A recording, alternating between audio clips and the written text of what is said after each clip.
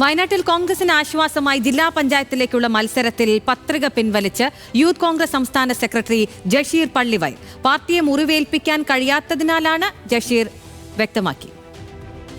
പാർട്ടിയെ കെട്ടിപ്പിടിക്കുന്നവർ പാർട്ടിക്ക് പുറത്ത്, പാർട്ടിയെ വെട്ടിപ്പിടിക്കുന്നവർ പാർട്ടിക്കകത്ത് എന്ന ഒരു മുദ്രാവാക്യം ചില നേതാക്കന്മാർ ഏറ്റെടുത്തിട്ടുണ്ട്. എന്നെ മാറ്റാൻ, ഞങ്ങളെ മാറ്റാനുള്ള അയോഗ്യത എന്ത് എന്ന് പോലും പറയാൻ ചില ആളുകൾ നേതൃത്വം കൊടുത്തില്ല എന്നൊരു വലിയൊരു മാനസിക പ്രയാസത്തിന്റെ ഭാഗം കൂടി ഞങ്ങൾക്ക് ഇതിന്റെ മുമ്പിൽ വയ്ക്കാനുണ്ട്. വയനാട്ടിൽ കോൺഗ്രസ് വിമതനായാണ് യൂത്ത് കോൺഗ്രസ് സംസ്ഥാന സെക്രട്ടറി ജഷീർ പള്ളിവയൽ മത്സരിക്കാനിറങ്ങിയത്.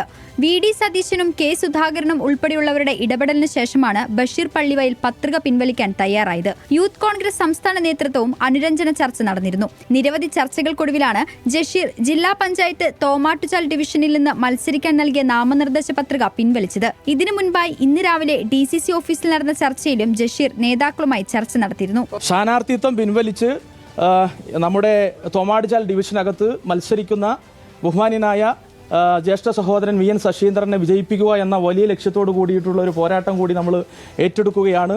കോൺഗ്രസായി തുടരുമെന്നും തെരഞ്ഞെടുപ്പ് പ്രവർത്തനത്തിൽ സജീവമാകുമെന്നും ജഷീർ നേതാക്കൾക്ക് വാക്ക് നൽകിയിട്ടുണ്ട്.